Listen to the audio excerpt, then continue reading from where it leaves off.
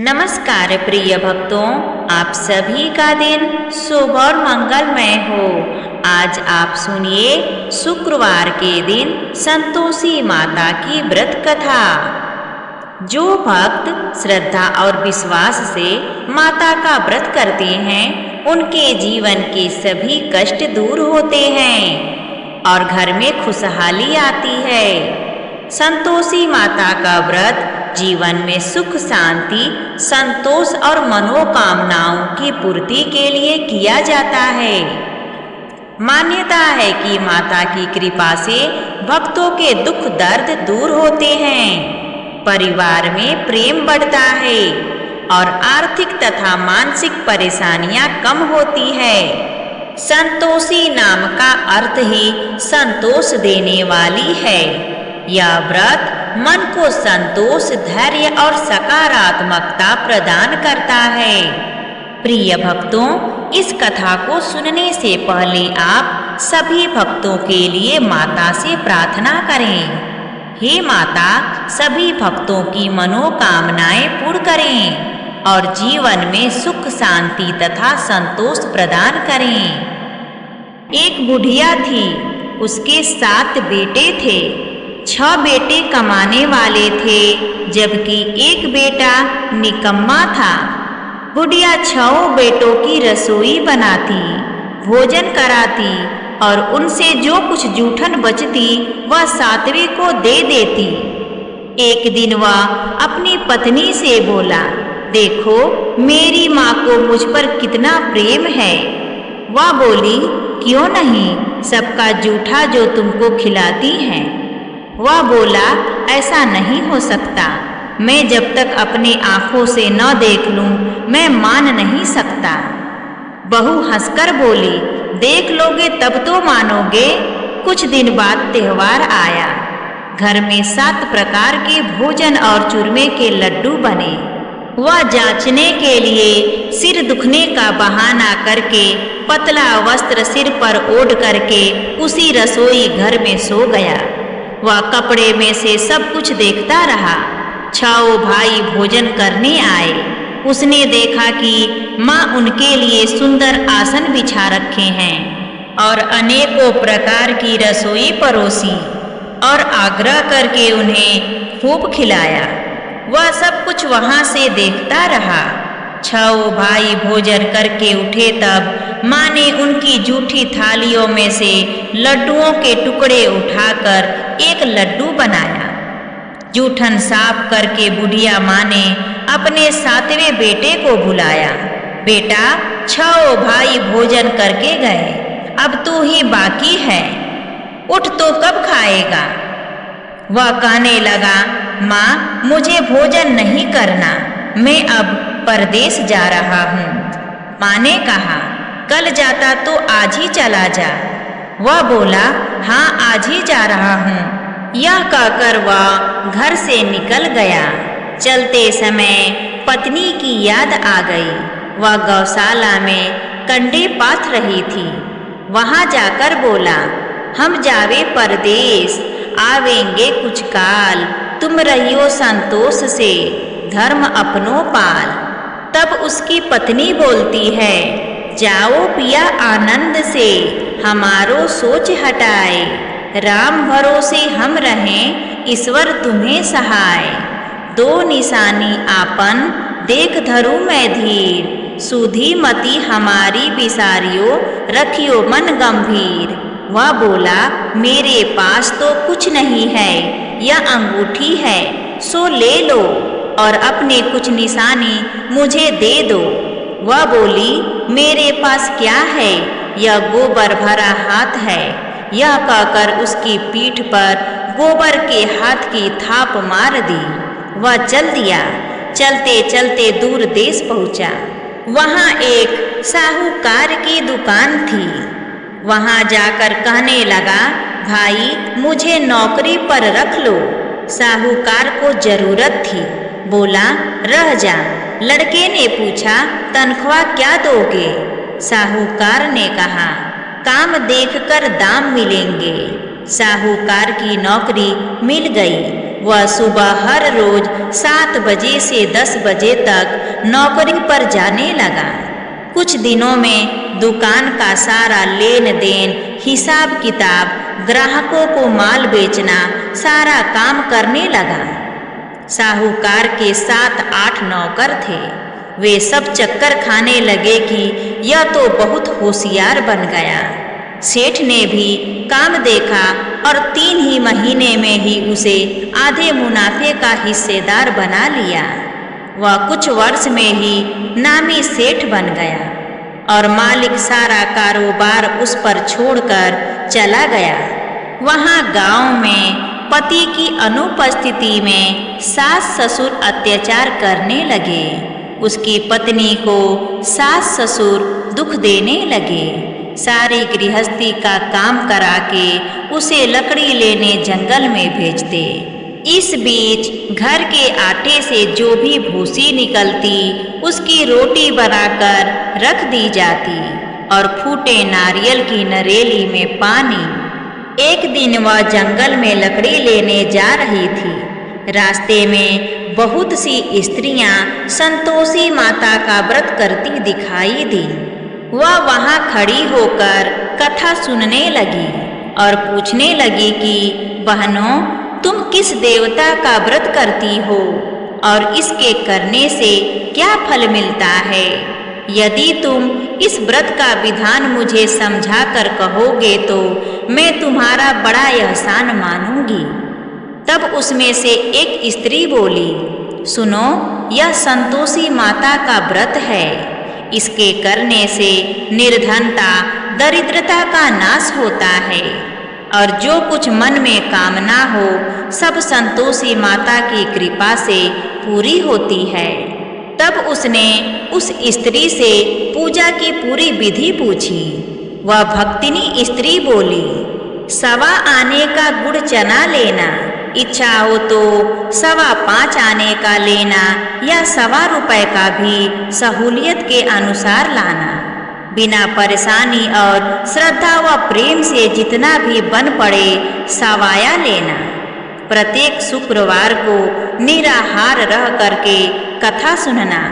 इसके बीच क्रम टूटने न पाए। लगातार नियम का पालन करना। सुनने वाला कोई ना मिले तो घी का दीपक जला करके उसके आगे या जल के पात्र को सामने रख करके कथा कहना।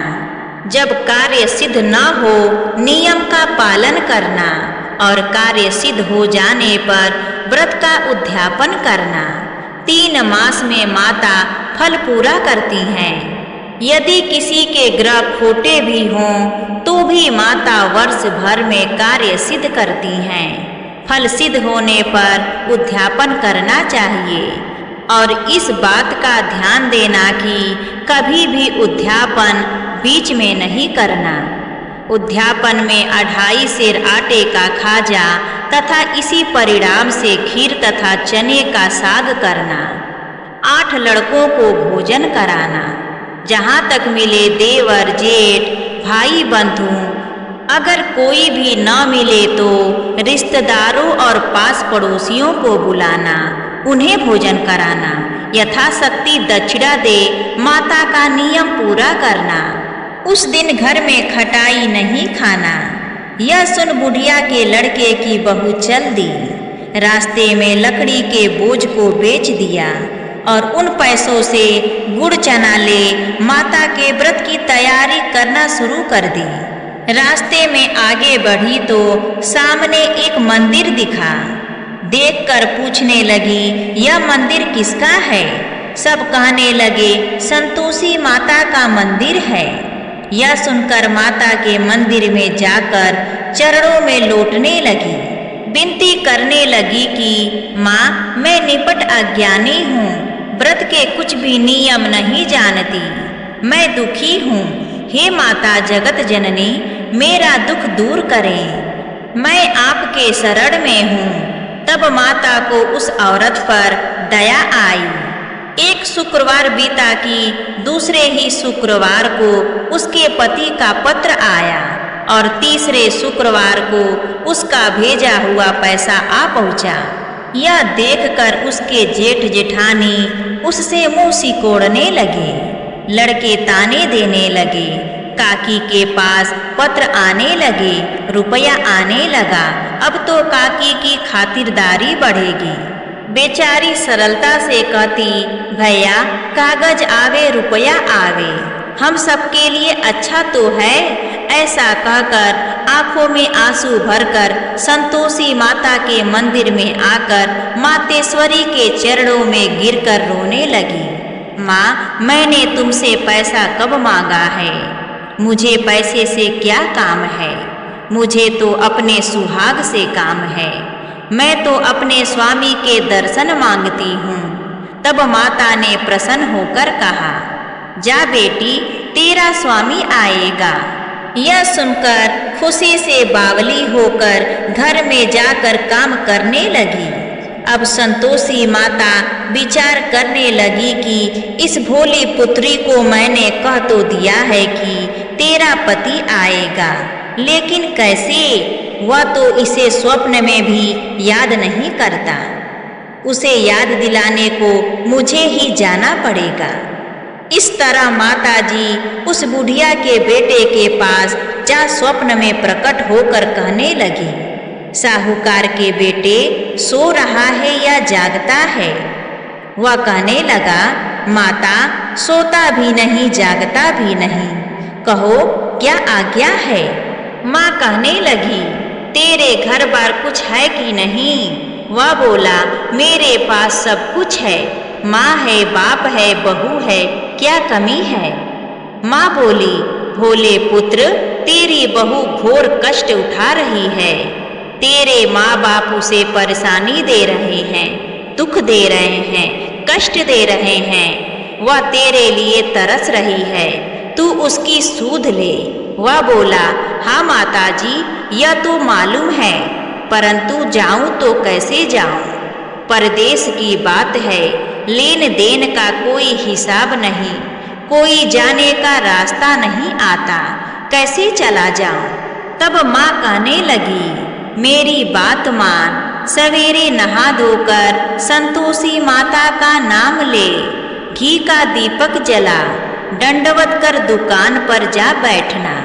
देखते देखते सारा लेन देन चुक जाएगा, जमा का माल बिक जाएगा, साझ होते होते धन का भारी ढेर लग जाएगा। अब बूढ़ी की बात मानकर वह नहा धोकर संतोषी माता को दंडवत घी का दीपक जलाया और दुकान पर जा बैठा। थोड़ी ही देर में देने वाले रुपया लाने लगे, लेने वाले हिसाब लेने लगे। कोठे में भरे सामान के खरीदार नकद दाम दे सौदा करने लगे। शाम तक धन का भारी ढेर लग गया। मन में माता का नाम ले चमत्कार देखकर प्रसन्न हो घर ले जाने के वास्ते गहना कपड़ा सामान खरीदने लगा। यहाँ काम से निपट तुरंत घर को रवाना हुआ। उधर उसकी पत्नी जंगल में लकड़ी लेने जाती है। लौटते वक्त माताजी के मंदिर में विश्राम करती। वह तो उसके प्रतिदिन रुकने का जो स्थान ठहरा है। धूल उड़ती देख वह माता से पूछती है, हे माता, यह धूल कैसे उड़ रही है? माता कहती हैं, हे पुत्री, तेरा पति आ रहा है।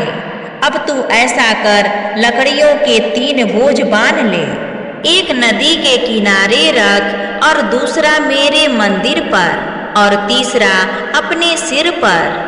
तेरे पति को लकड़ियों का गट्ठर देखकर मोह पैदा होगा। वह यहाँ रुकेगा, नाश्ता पानी खाकर तब माँ से मिलने जाएगा। तब तू लकड़ियों का बोझ उठाकर जाना और चौक में गट्ठर डालकर जोर से आवाज लगाना, लो सासू जी, लकड़ियों का गट्ठर लो, भूसी की रोटी दो, नारियल की नरेली में पानी दो, देखो आज मेहमान कौन आया है। माता जी से बहुत अच्छा कहकर वह प्रसन्न मन से लकड़ियों के 3 गट्ठर बनाई, एक नदी के किनारे पर और एक माता जी के मंदिर पर रखा। और इतने में मुसाफिर आ पहुँचा।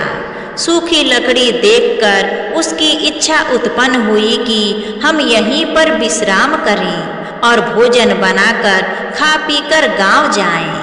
इसी तरह रुककर भोजन बना खाकर विश्राम करके गांव को गया।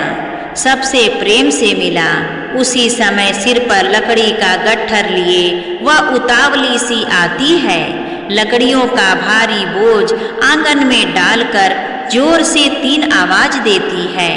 लो सासू जी, लकड़ियों का गट्ठर लो, भूसी की रोटी दो, नारियल के नरेली में पानी दो, देखो आज मेहमान कौन आया है। यह सुनकर उसकी सास बाहर आकर अपने दिए हुए कष्टों को भुलाने हेतु कहती है, बहू ऐसा क्यों कहती है, तेरा मालिक ही तो आया है। आ बैठ, मीठा भात खा, भोजन कर, कपड़े गहने पहन। उसकी आवाज सुन उसका पति बाहर आता है।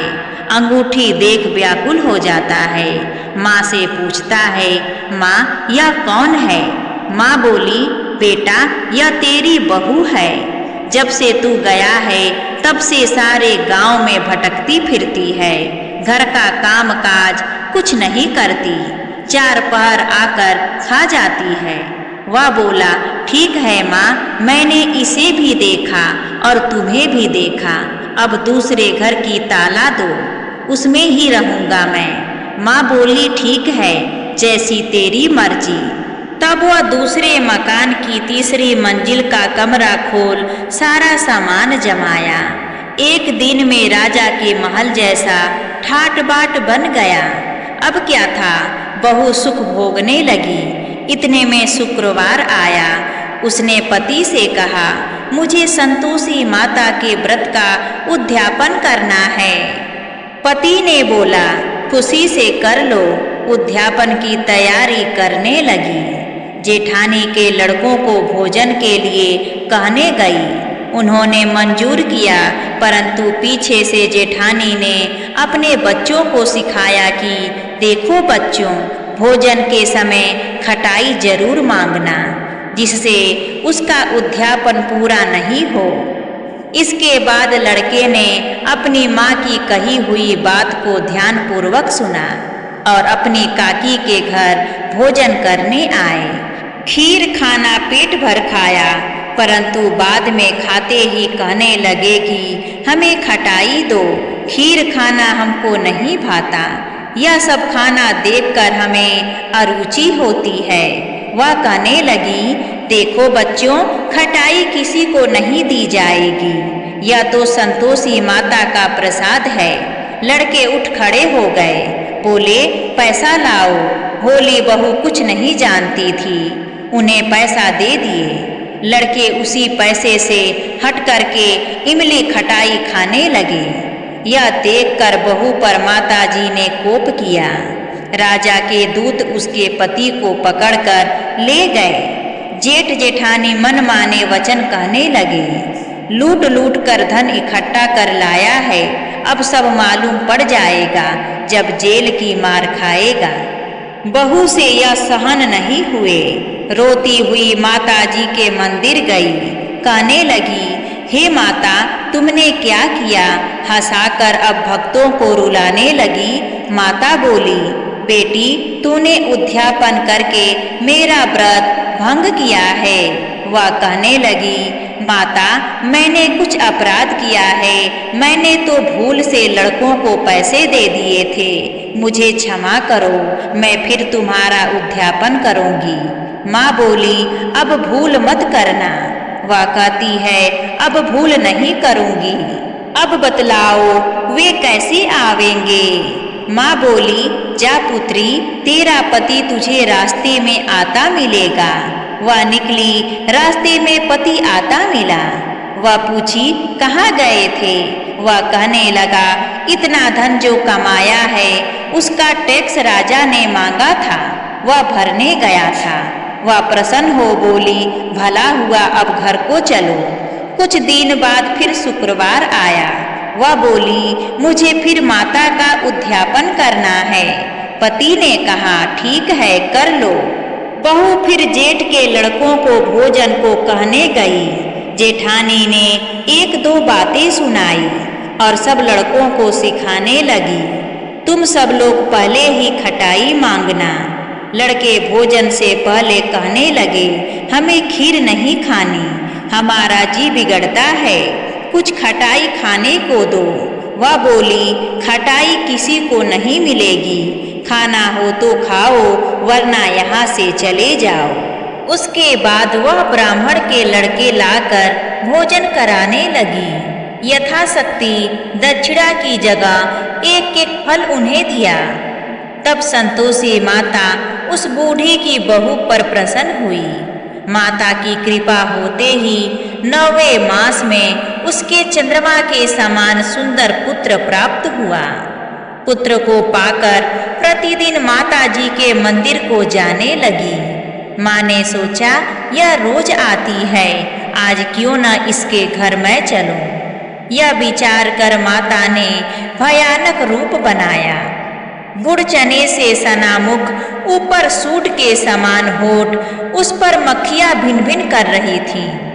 दहलीज पर पैर रखते ही उसकी सास चिल्लाई, देखो रे, कोई चुड़ैल डाकिनी चली आ रही है, लड़कों इसे जल्दी भगाओ, नहीं तो किसी को खा जाएगी। लड़के भागने लगे, चिल्लाकर खिड़की दरवाजे बंद करने लगे। बहू रोशनदान में से सब कुछ देख रही थी। प्रसन्नता से पगली बन चिल्लाने लगी, आज मेरी माताजी मेरे घर आई हैं। वह बच्चे को दूध पीने से हटाती है। इतने में सास का क्रोध फट पड़ा। वह बोली, क्या उतावली हुई है, बच्चे को पटक दिया। इतने में माँ के प्रताप से लड़के ही लड़के नजर आने लगे। वह बोली, माँ मैं जिसका व्रत करती हूँ यह संतोषी माता हैं। सबने माता जी के चरण पकड़ लिए और विनती कर कहने लगे, हे माता, हम मूर्ख हैं, अज्ञानी हैं, तुम्हारे व्रत की विधि हम नहीं जानते। व्रत भंग कर हमने बड़ा अपराध किया है। हे माता जगत जननी, आप हमारा अपराध क्षमा करो। इस प्रकार माता प्रसन्न हुई। तब सभी लोग ने माता से कहने लगे, जैसे आपने बहू को प्रसन्न होकर फल दिया, वैसे ही माता सबको देना। जो आपकी कथा कहे और कथा सुने, उसका मनोरथ पूर्ण हो। प्रेम से बोलिए संतोषी माता की जय। प्रिय भक्तों, अगर आपको यह कथा अच्छी लगी हो तो प्लीज़ कमेंट करके हमें ज़रूर बताइए और हमारे चैनल आरवी नई कहानियाँ को सब्सक्राइब करना ना भूलिए। धन्यवाद।